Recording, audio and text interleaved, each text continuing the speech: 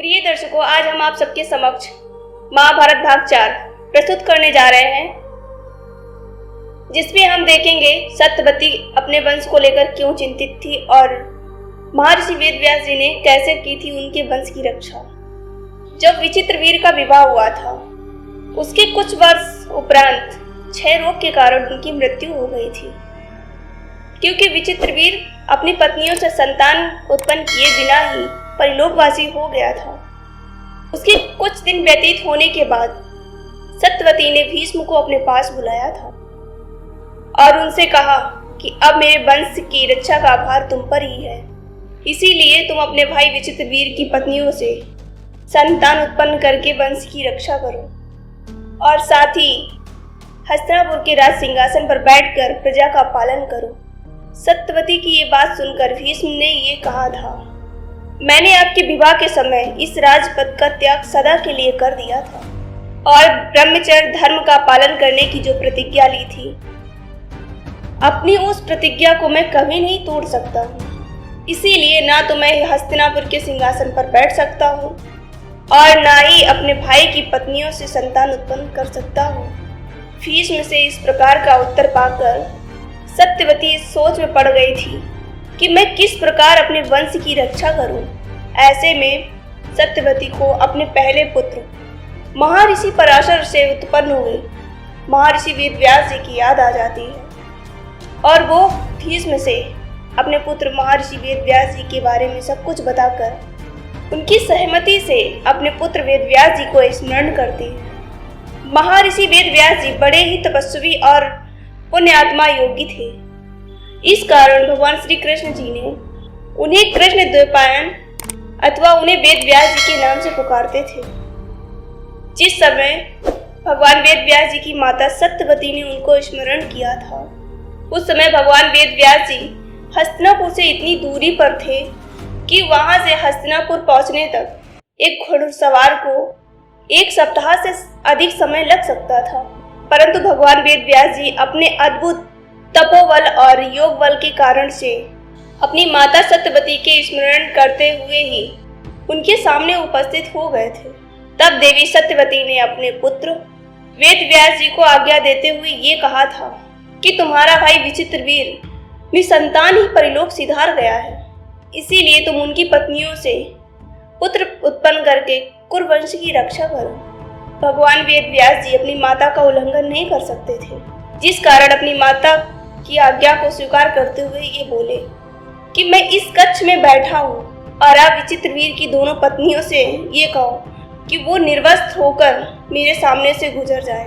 अपने पुत्र की ये बात सुनकर देवी सत्यवती वहां से बाहर चली गई और भगवान वेदव्यास जी एक आसन पर योग मुद्रा में विराजमान हो गए थे। जब देवी सत्यवती ने विचित्रवीर की दोनों पत्नियों से ये कहा कि उस कक्ष में बैठे भगवान वेदव्यास जी के सामने निर्वस्त्र होकर चली जाओ, तो वो दोनों इस कार्य के लिए राजी नहीं हुई थी, परंतु वंश की रक्षा के लिए उन दोनों ने ऐसा करना स्वीकार कर लिया था और साथ ही अपनी एक दासी को निर्वस्त्र करवाकर साथ ही ले गई थी। जब अंबिका और अंबालिका भगवान वेदव्यास जी के सामने निर्वस्त्र होकर जा रही थी, उसी समय अंबिका ने लज्जा के कारण अपनी दोनों आंखें बंद कर ली थी। इस कारण उनके गर्भ से एक नेत्रहीन बालक उत्पन्न हुआ था, जिसका नाम धृतराष्ट्र रखा गया था।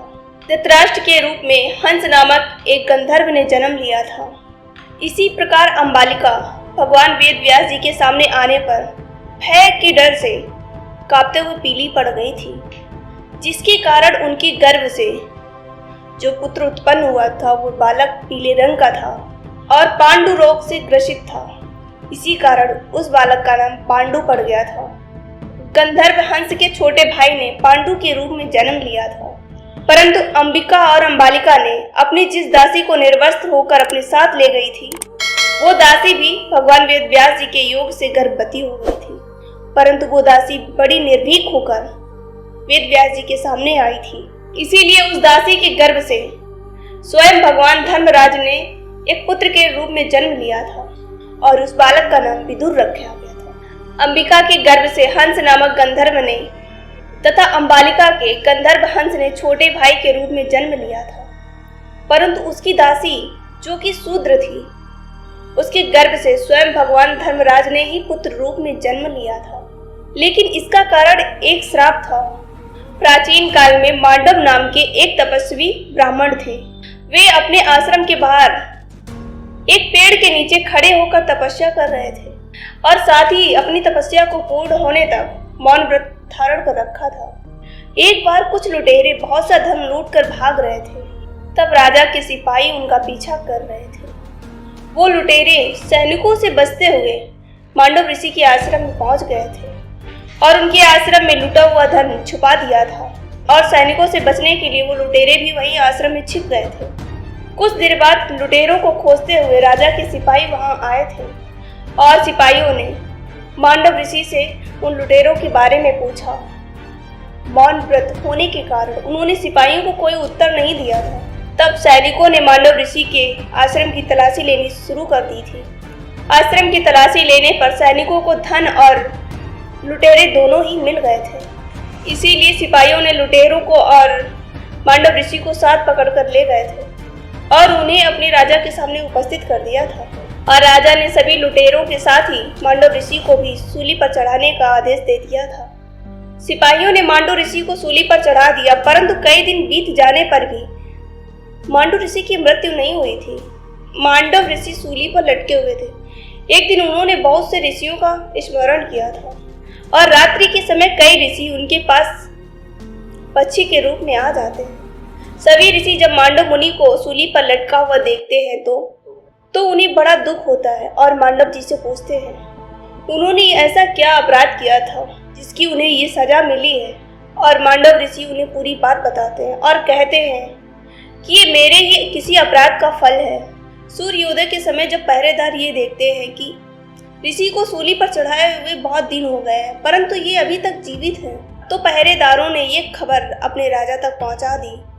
ये सुनकर राजा को आभास हो जाता है कि उस दिन मुझसे बहुत बड़ी भूल हो गई थी। इस कारण वो जल्दी ही मांडव मुनि को सूली से उतरवाकर उनके चरणों में गिरकर क्षमा याचना करने लगते हैं और मांडव मुनि राजा को क्षमा कर देते हैं। परंतु बहुत उपाय करने पर भी मांडव मुनि के शरीर से सूल नहीं निकला था। तब उस सूल को बाहर से ही काट दिया गया था। तब मांडव मुनि ने अपने शरीर में गड़े हुए सूल के साथ ही तपस्या पूरी की थी और दुर्लभ लोक प्राप्त कर लिया था। मांडव मुनि मृत लोक को त्याग कर पुण्य लोक पहुंचे। तब धर्मराज की सभा में जाकर उनसे पूछा था कि मैंने अनजाने में ऐसा कौन सा पाप किया था जिसके कारण मुझे सूली पर चढ़ने की सजा मिली थी और साथ ही अंत समय तक मेरे शरीर में वो सूल धंसा रहा था। तब धर्मराज ने मांडव मुनि से कहा, आपने बचपन में एक छोटे से पतंगे के पूंछ में एक सीख गड़ा दी थी, इसी कारण आपको ये कष्ट भोगना पड़ा था। धर्मराज की बात सुनकर मांडव मुनि ने उनसे कहा कि बालक 12 वर्ष की अवस्था तक जो कुछ करता है उसे कुछ अधर्म नहीं होता है, क्योंकि उस अवस्था में उसे धर्म और अधर्म का ज्ञान नहीं रहता है। तुमने मुझे एक छोटे से अपराध के कारण बहुत बड़ा दंड दिया है, इसीलिए मैं तुमको श्राप देता हूँ कि तुम्हें शूद्र योनि में जन्म लेकर मनुष्य बनना पड़ेगा। और आज से मैं इस संसार में कर्मफल की ये मर्यादा स्थापित करता हूँ। 14 वर्ष तक की अवस्था में किए गए कर्मों का मनुष्य को कोई पाप नहीं लगेगा। मांडव मुनि के इसी श्राप के कारण ही धर्मराज को शूद्र योनि में विदुर के रूप में जन्म लेना पड़ा था। मेरे प्रिय दर्शकों, आपको ये जानकारी कैसी लगी? यदि आप हमारे चैनल पर नए हैं तो इस चैनल को सब्सक्राइब करें और वीडियो को ज़्यादा से ज़्यादा शेयर करें। धन्यवाद।